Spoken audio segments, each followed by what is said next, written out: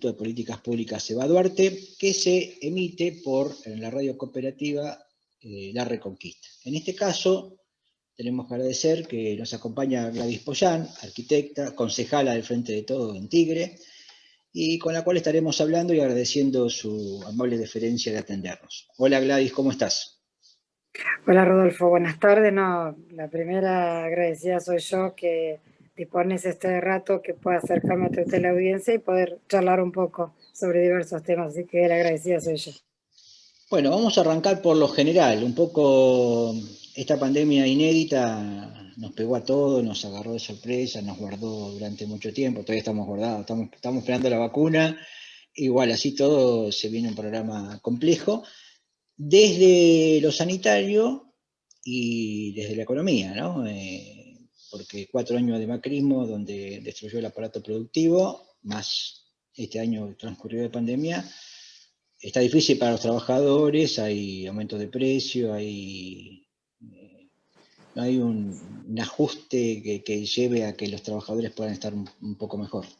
Bueno, ¿cómo estás viendo eso en general, ¿no? La política de... En general, estoy viendo primero que se toman decisiones rápidas que antes, no sé, tardaban 20 o 30 años en decidirse.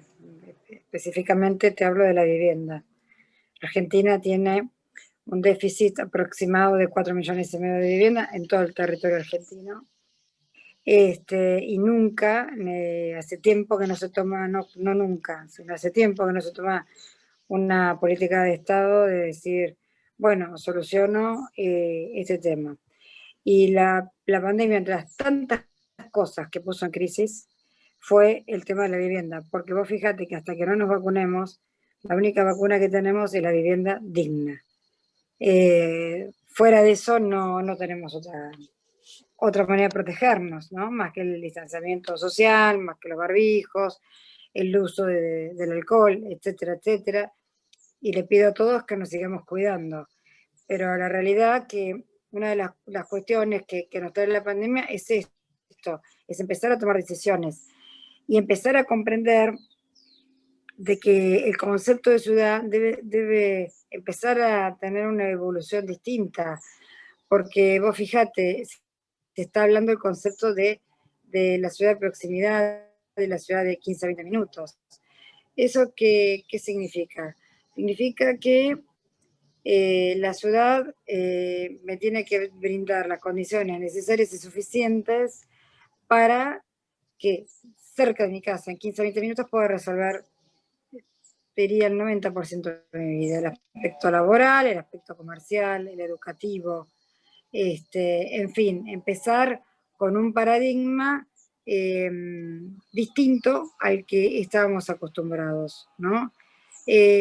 Por ejemplo, hoy se pone en crisis, si yo trabajo en el conurbano, cualquiera fuera de la ciudad, si tenemos Tigre, en Tigre y trabajo en Capital Federal, ¿no? Pensarlo hoy en términos pandémicos realmente suena como que es algo que no puede ser, ¿no? Es algo que algo tiene que cambiar. Bueno, también deben cambiar los espacios públicos, porque vos fijate, hoy que no nos podemos ir de vacaciones, o hay que tener mucho cuidado para las vacaciones, lo único que nos queda para fuera de nuestra casa es el espacio público, ¿no? Bueno, tenemos que tener un espacio público de calidad. ¿Qué quiero decir con todo esto?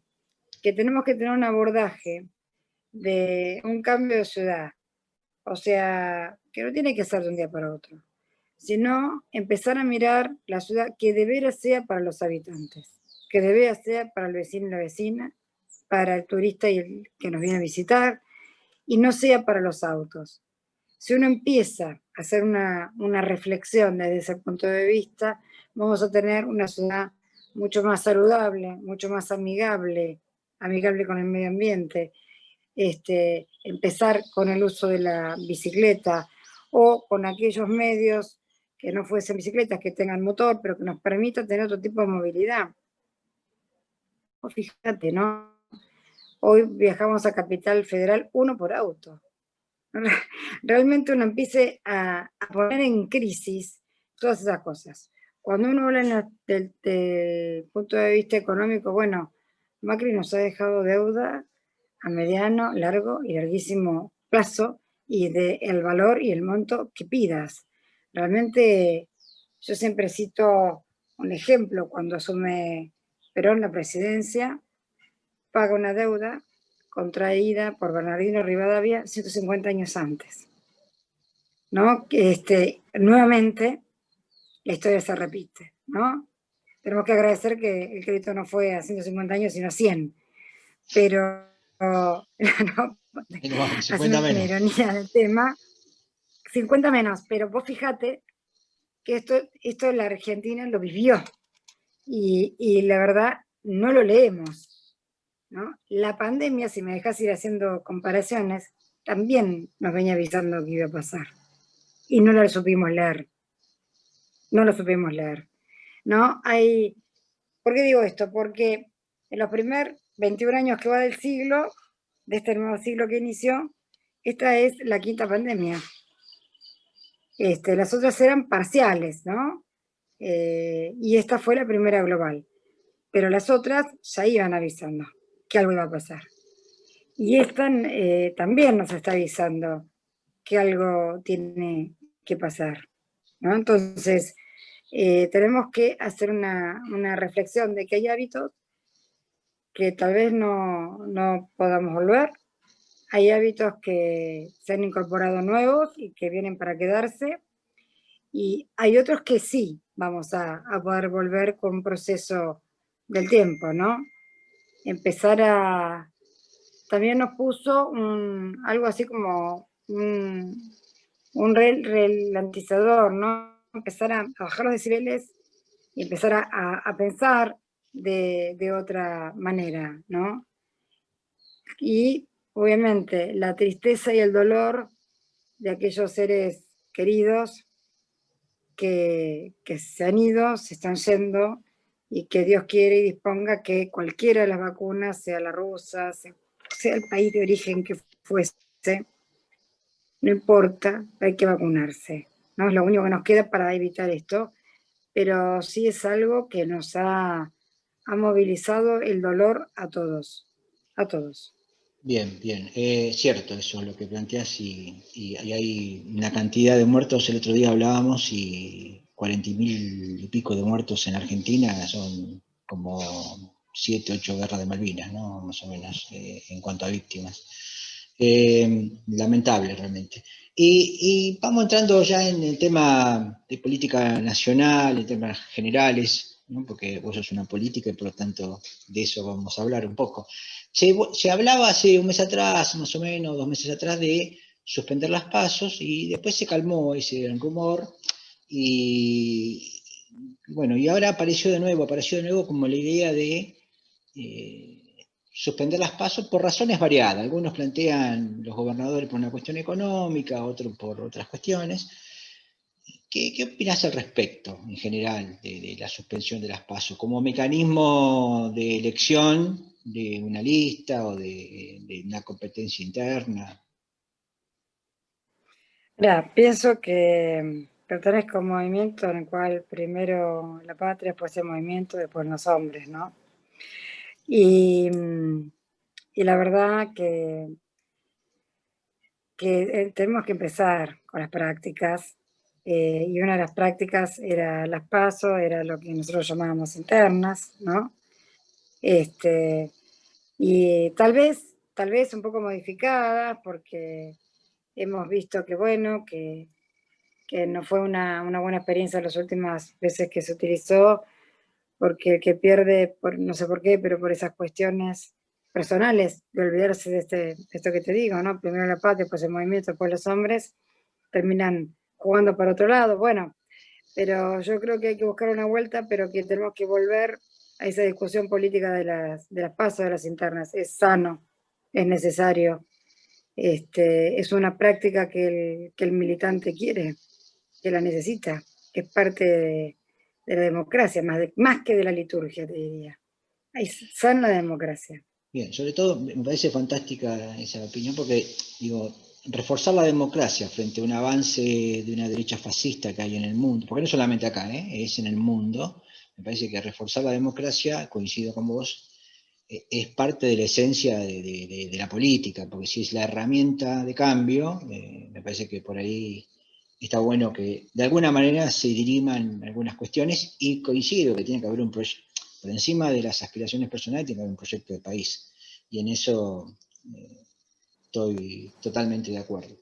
Y ya que trajiste a colación el tema este de la visión peronista y eso que planteaste, digo, a mí una cosa que le preocupa al instituto, a los compañeros del instituto, algunos que eran vecinos autoconvocados en su momento, otros que ahora están dentro del Frente Grande, que es una preocupación porque el presidente del bloque, habiendo ganado la elección, y siendo todos del Frente de Todo, que fue una alianza electoral, pero somos todos del Frente de Todo, el presidente del bloque pertenece justamente a una oposición que perdió.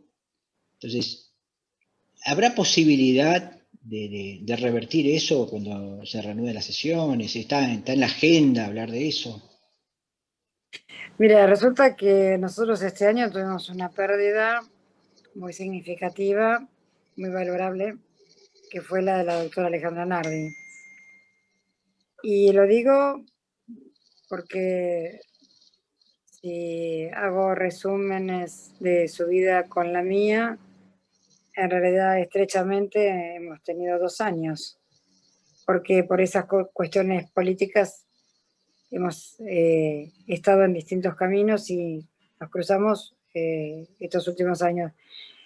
Y la verdad que Alejandra, lo digo en términos amigables porque así la recuerdo, ha sido una excelente presidenta del Consejo Deliberante. Era muy difícil hablar con ella, era muy difícil discutir con ella y realmente era inteligentísima en ese sentido. Eso nos dejó un vacío muy grande, y yo espero que podamos buscarle, que tengamos la inteligencia suficiente como para que el presidente sea del espacio de todos. Aunque tengo que reconocer que el presidente actual es un presidente que dialoga con todos los sectores y bueno, a pesar de las diferencias que tenemos, que es lógica, estamos en distintos partidos, nosotros somos mujeres y hombres de la política y merecemos el diálogo, pero no está mal ponerlo en discusión este año. No te escucho. Esperemos que así ocurra, que este año podamos discutir esa unidad y elegir el presidente del Consejo Pero Deliberante, quiero porque rescatar después, claro, porque si no pasan cosas como la que pasaron con las TASER, o sea, hay un marketing político que hace, que le damos el espacio para que haga ese marketing político. Entonces, bueno, digo, de alguna manera es una cosa que me parece que como militantes que estamos en el llano, le tenemos que acercar a nuestros representantes nuestras demandas, y esta es una oportunidad que no quería perder. Yendo ya a tu labor parlamentaria, que sé que ha sido bastante fructífera, y teniendo en cuenta que hay un montón de, si uno hace un abordaje de las problemáticas, vos estuviste en un conversatorio en el que yo también participé, en Torcuato, con vecinos de Torcuato que planteaban el tema de seguridad, que se plantearon, que fue básicamente el eje, pero que se plantearon detalles. La inseguridad en Torcuato es un poco compleja, ¿no? En ese conversatorio creo que quedó claro que había un reclamo de vecinos en general importante. Pero vos tenés una serie de proyectos, algunos relacionados, vos dijiste ahí están relacionados con el tema de la seguridad, que tiene que ver inclusive con la seguridad vial y con una disposición. Contanos un poco de cada uno de los proyectos Sí, y... primero te quería agradecer el concepto que diste sobre mi persona, gracias. y segundo, contarte que sí, recuerdo perfectamente la charla, que se hablaba del tema de seguridad física, Y la verdad es que se me ocurrió hablar de lo que se está trabajando, porque el intendente me ha permitido la posibilidad de dejarme incurrir en un espacio que es la Subsecretaría de Planificación Territorial. Hace muchos años que no se tocaban estos temas y, y bueno, y ahí se planteó el tema de lo que es ciclovías y se planteó en todo el territorio. Por este tema que te digo, ¿no? La pandemia nos ha dejado, por ejemplo, poner en crisis los colectivos, los trenes, los taxis. Está todo en crisis. No hay que tenerle miedo a esa palabra. La palabra crisis, viene del griego, significa llegar casi al fondo de la cosa, ¿no? Entonces, el tema de la bicicleta, que si bien Tigre siempre fue la meca del ciclista, no vecinalista, no vecino, ¿no? Pero la bicicleta estaba, con el tema de la pandemia, esto se exacerbó. Pero no lo digo yo, lo dicen los índices de los fabricantes de bicicletas. O sea, no tan abasto. O sea, eso va a caer en todas las ciudades. ¿No? En Tigre. O sea, Tigre venía con cierta impronta en ese marco, y esto se va a exacerbar. Eso es inevitable. O sea, el colectivo tenés que ir sentado, el tren tenés que sacar pasaje. Imaginémonos, para citar lugares reales, una persona, un trabajador, un vecino, vecina trabajadora que viva en Los Troncos y trabaje en Nordelta. Desde su casa hasta a la puerta de entrada de Nordelta tenés 4,5 kilómetros, mínimo. Y ahí agregale el ancho de Troncos si fuese extremo, el lugar donde vive. Recién para llegar, después transitar dentro de Nordelta para trabajar y después lo mismo para llegar a tu casa. ¿No? Esto es impensado. Impensado de práctica diaria. Entonces, nosotros, yo te digo, el equipo y esta participación que me permiten, y agradezco al intendente que me deje hacer esto, porque lo estudié en la facultad y es una deuda que tenía con mi profesión, y si me permiten el egoísmo, ¿no? De estudiar, se me cayó algo, perdón, de estudiar toda la ciudad, para que toda la ciudad pueda ser transitada en bicicleta. Tramos cortos o tramos largos, no quiere decir que si yo pienso Troncos, Nordelta, tenga que ser ese, no, tenga variables de ir a Las Tunas o Las Tunas a Nordelta. Digo Nordelta pues para que se comprenda lo que estoy hablando. Entonces, de esa manera, yo puedo abordar toda la ciudad y hacer una ciclovía. ¿Para qué? Para que se resguarde la persona la persona que utiliza la bicicleta, de la que utiliza el auto, de la que utiliza el colectivo. Mira, a tal extremo se ha estudiado este tema, es que hemos hecho mediciones y hemos dado cuenta, cuando hemos hecho las pruebas en horas pico sobre, suponte, la ruta 9 o la ruta 27, y no solo hay capacidad para que entren las ciclovías, sino también se baja la velocidad del auto. Fue increíble, increíble ver cómo esta segunda cosa pasó por el mero hecho de poner un espacio y poner conos. Otra cosa la que tenemos que discutir, la velocidad de la ciudad. Pregunto, si en el 32% de la superficie que ocupa los barrios cerrados se transita a 30 kilómetros, muy difícil es tener una velocidad más o menos así en el resto de la ciudad, ¿no? No es difícil. Lo que pasa es que ese que anda 30 dentro del country, cuando sale fuera va a 150. En general pasa así. Bueno, por eso hay una cuestión, por eso te digo que tenemos que empezar, lo que te decía al principio, y esto también no deja de ser política, tenemos que empezar a pensar en función de la ciudad para los habitantes, ¿no? Te hago una consulta porque yo en esto sé que hay una diferencia, pero me gustaría que la aclares. ¿Qué diferencia hay entre una Sí. bicisenda, que son las de Cava, por ahí, o algo por el estilo, y una ciclovía? ¿Por qué se llama ciclovía y no bicisenda, esto que vos Sí, planteás? la bicisenda es aquella línea que es para paseo, que es, a veces generalmente son bicisendas y son aeróbicas también. En cambio, la ciclovía es aquella línea que comparte con los autos dentro de una cinta asfáltica. O sea, la otra puede ser de paseo recreativa, esta no. Esta es más del tipo de uso diario, porque en vez de agarrar el auto, agarro la bicicleta y me voy a la verdulería y a la panadería, me voy a mi trabajo, ¿se entiende? Tiene otro carácter en la ciudad. Una es recreativa, la otra es de necesidad. Esa es la gran diferencia. Y son dos cosas totalmente distintas. Otro trabajo que estamos haciendo, que aprovecho para comentarlo, es la relación con Curitiba. A través del embajador Daniel Scioli nos ha permitido, como municipio, en particular como concejala, comunicarnos con la ciudad de Curitiba a través del consulado, y empezamos a tener charlas con respecto a la urbanidad de la ciudad.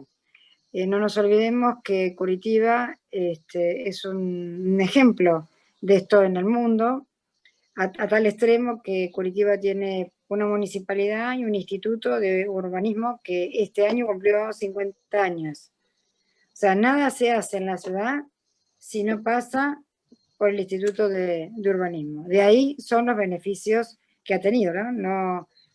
No es muy difícil pensar que las ciudades potencialmente más ricas son aquellas que están pensadas, y de eso se trata. Por ejemplo, cuando uno quiere pensar en dónde va el espacio industrial, no es como un naipe de cartas que yo lo tiro por donde convenga. ¿Dónde va a ir el crecimiento de la ciudad? En tanto en altura, en tanto en extensión. ¿Qué es lo que necesito para tal o cual cosa? Bueno, y la verdad que tener esta relación directa con el IPAC, que es el Instituto de Curitiba, realmente es una buena noticia para la ciudad, de poder de primera mano empezar a discutir cuestiones urbanas. Habida cuenta de que ellos tienen 50 años de experiencia en la materia. Por ejemplo, lo de bicisendas, perdón, lo de ciclovías, lo de la diferenciación que hizo Macri de los circuitos de colectivo, eso fue tomado de Curitivas. Entonces, ellos están un poco más avanzados que nosotros, mucho más organizados. Y llegan a conclusiones que, por ejemplo, uno puede decir, che, raya lo ridículo, pero no deja de ser urbano y no deja de ser política. Ellos, por ejemplo, cito un ejemplo cortito, habían estudiado el volumen de basura y llegaron a la conclusión de que el mayor volumen se generaba en aquellos restaurantes donde uno pagaba y se servía lo que quería, tal los restaurantes de acá, que hemos tenido acá. Entonces, dijeron, ¿cómo podemos empezar a tener conciencia urbana de que se sirvan menos? ¿No? Entonces, hicieron una práctica muy, muy simpática. Los platos los cortaron, pero los cortaron, o sea, vos no tenías un plato redondo, sino tenías un plato que le faltaba un pedazo. Y le sacaron un 20%. Entonces, cuando vos veías el video de la gente que entraba al restaurante, agarrar el plato, se encontraba, pensaba que estaba roto. Entonces, lo dejaba y agarraba el siguiente. Decía, no, estaban todos igual. ¿No? El concepto no era el plato más chico, sino el plato cortado significaba servirte menos. Y de esa manera pudieron bajar el nivel de basura. O sea, te cito este ejemplo, como te cito macro ejemplos de pensar en ciclovías, en pensar en líneas de transporte, en relacionar la ciudad en áreas productivas. O sea, y esto lo cito como una buena noticia para la ciudad de Tigre, ¿no? Y agradecerle, obviamente, al embajador Daniel Scioli. Ahora, cuando hablas de discutir, Gladys, a mí me parecen todos temas importantísimos. ¿Está planteado, está pensado en bajarlo a una discusión en las localidades, porque creo que en esto, como es cultural, como es educación, digo, si todos podemos discutir, en algún momento se convoca y podemos discutir estos proyectos, o por lo menos dar nuestra visión, porque uno conoce los lugares, conoce dónde están los conflictos, los problemas, digo, ¿está pensado discutirlo así, esto que vos estás trabajando, está planteado de esa manera o no? De la práctica participativa Sí. es más que el, ¿Cómo? la práctica participativa es más que el plan. Ah, O perfecto. sea, uno técnicamente lo puede pensar y decir, bueno, en base a lo que yo creo, en base a lo que he estudiado, en base a lo que veo, me baso en las experiencias de los otros para minimizar errores, no para copiar, sino para poder sacarle más provecho a esta situación. Todo tiene que pasar por la consulta ciudadana, si no, no tiene sentido. Si no, pasa lo que también pasó en Tigre, que son los fracasos. O sea, el mero hecho de que vos no consultes y el ciudadano se siente atropellado, ¿no? Se siente vulnerado en los derechos propios de elección. Sería faltar la democracia, no, eso es imposible. No, pero perfecto, no, pero es imposible, pero nunca se ha hecho, digamos, todavía. Nunca hemos discutido, ni siquiera hemos discutido el sentido de las calles, digamos, ¿no? ¿Por qué No, una eso calle? es verdad. Por eso es una práctica que tenemos que empezar a hacerlo. Bueno, ese día que tuvimos esa reunión y que todos pensaban hablar de las Tyson y qué sé yo, y perdón, ¿no? Que me haga autorreferencial, pero yo salí con las ciclovías y buenas críticas tuve y me encantan. Bueno, yo creo que alguno lo debo haber dejado pensando. Y ese fue un día, por ejemplo, de consulta subliminar, ¿no? Pongamos este tema arriba de la mesa. Como puede haber otros, como puede haber otros, como podemos volvernos a reunir con vecinos. De hecho, que el tema de ciclovía lo tratamos con vecinos. Mirá, hay casos increíbles. No voy a dar nombres, pero por ejemplo, hay un hombre que maneja en el puerto de frutos y en toda la ciudad todo lo que es la relación con el delta desde el punto de vista del agua. Cuando nosotros hablamos de ciclovía, claro, nunca lo había pensado porque su trabajo era con el agua, no era con la tierra, ¿no? Y claro que estamos haciendo preguntas y no solo eso. Mira, lo hemos tomado con tanta responsabilidad el tema que hoy por hoy se está tratando con el área de tránsito de la municipalidad. O sea, se habló con turismo, se habló con acción social y ahora se está dando con tránsito y también se habló con un consejo consultivo, que son vecinos que también se autoconvocaron y se les ha planteado la ciclovía. No, no es algo que no lo estemos haciendo, lo estamos haciendo y lo vamos a seguir haciendo. Perfecto. Yo digo, en ese caso de la participación ciudadana me parece que es como que hay que reforzarlo, porque a veces esos consejos de notable no son todo, digamos, o por ahí defienden algunos intereses. Ha habido discusiones, por ejemplo, en estacionar o no en la ruta. Se supone que en las avenidas no se puede estacionar, pero acá los comerciantes protestan, pero la gente se come después la cola de tránsito. O sea, hay, digamos, opciones contrapuestas o opiniones contrapuestas, pero me parece a mí importante que se llamar un día, una reunión dentro del Zoom de la delegación acá y decir, vamos a hablar de esto, y hablemos, qué sé yo, sacaremos luego con los especialistas o con quien venga alguna conclusión, no todos tendrán razón y no todos tendrán, o sea, será lo que uno piensa, pero me parece que eso es fundamental, ¿no? Como No, no, es que más eso, democracia, digo, fortalecer la democracia con ese tipo de cosas me parece que es tenés, sustancial. eh, tenés toda la razón y eso lo vamos a hacer. Te dije lo del consejo consultivo no porque fueran vecinos particulares, sino que fue como una primera práctica de tirarlo arriba de una mesa, el tema, ¿no? Ahora estamos ajustándolo con tránsito y después de eso vamos a hacer localidad por localidad, lógicamente. Perfecto, No perfecto. está cerrado el tema. Bueno, y tenías un par de trabajos más que habíamos comentado fuera de línea, que era eh, plantar árboles, o no sé cómo es técnicamente el nombre, ¿no?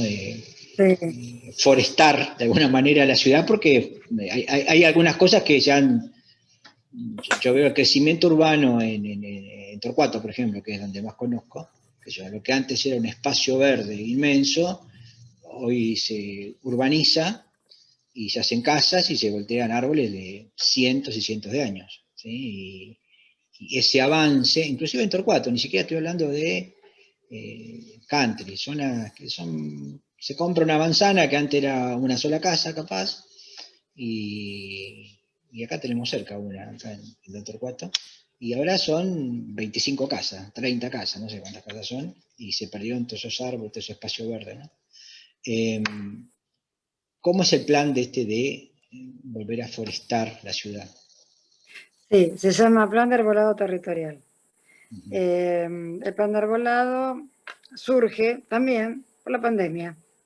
La Organización Mundial de la Salud nos dice que tenemos que tener 3 árboles por habitante por ciudad y más 15 metros cuadrados de área verde pública por habitante. Si bien Tigre es una ciudad privilegiada desde ese punto de vista, si la comparamos con otras, no voy a dar nombre, pero todos conocemos otra ciudad, podemos comparar. Tigre es una privilegiada y no estamos tan lejos de esos números. Pero ya que es una necesidad, está bueno de nuevo poner en valor aquellas especies que cumplen la función de oxigenación. O sea, no todas las especies hacen el mismo trabajo. Algunas son más estéticas y otras son más funcionales, ¿no? Entonces, el plan de arbolado territorial abarcó varios temas y esto hay que tomarlo como, dentro del ejercicio de la práctica legislativa, como un tema que se empezó a hablar y se aprobó totalmente perfectible, ¿no? O sea, arranquemos con esto, como pasa con las leyes, ¿no? Lo mismo surge con las ordenanzas, empecemos con esto, pero empecemos con algo. Entonces, primero lo que define qué es una especie. O sea, y esto va directamente en relación a lo que es la obra pública, porque cuando hay obras públicas que incluyen arbolado, puede que pase que nos hagan poner palitos como especies. Bueno, entonces acá definimos qué porte tiene que tener una especie. Primer tema. Segundo tema, el resguardo, tanto público como privado, de las especies históricas. Entonces, primero está la definición, siempre y cuando no ponga en riesgo la vida, ¿no? De las personas que viven, ¿no? Pero referenciada, es decir, esto es histórico por tal tema, ¿no? O sea, certificado, con lo cual eso va a tener un resguardo municipal permanente. Después, determinación de especies autóctonas y exóticas que con el paso del tiempo se adoptan como tales. Y después de eso hay una definición de qué especie voy a plantar de acuerdo al lugar. Por ejemplo, no es lo mismo un árbol de vereda, y vayámonos a la realidad, que lo lavan con detergente, con agua, con lavandina, etcétera, etcétera, que tiran cigarrillos, que fuman al lado, que un árbol de plazas, de bulevar, de parque. Entonces, hemos puesto en cada sector de arbolado qué especies pueden ir. El resto se eximen, son las que no van.